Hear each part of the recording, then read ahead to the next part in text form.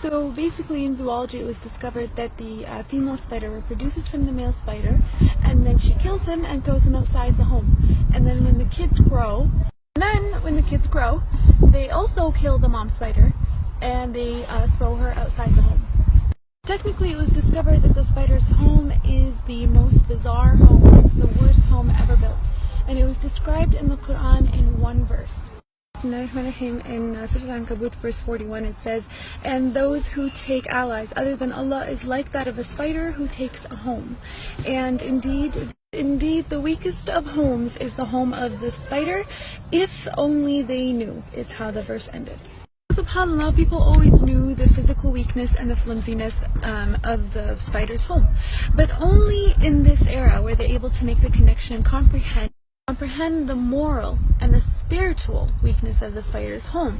Hence why at the end of that verse it says, "If only they knew." Still, Allah subhanahu wa ta'ala had named an entire chapter, an entire surah after this creature. Spoke about the actual spider in one verse. The rest of the surah was about fitan, sins and temptations.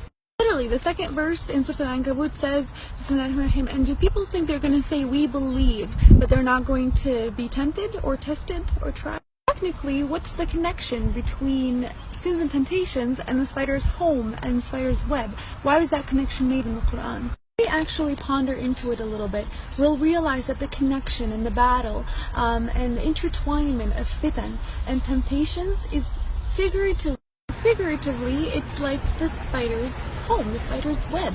Temptations are everywhere. There's a lot of them, and sometimes they're very intertwined and very connected, where sometimes it becomes very difficult for the fitan or temptations to be individually distinguished. And that's why the comparison was there. A human who falls into the trap of temptation and sins is like a human who figuratively falls into a spider's web, technically. Here's the thing, if we decide to leave that trap through seeking our Lord with His power and our will, that trap becomes very weak. Just like the spider's web, it gets demolished with the touch of a finger. SubhanAllah, I just thought that connection in the Quran was very fascinating, very interesting. May Allah protect us from any fitan and temptations there.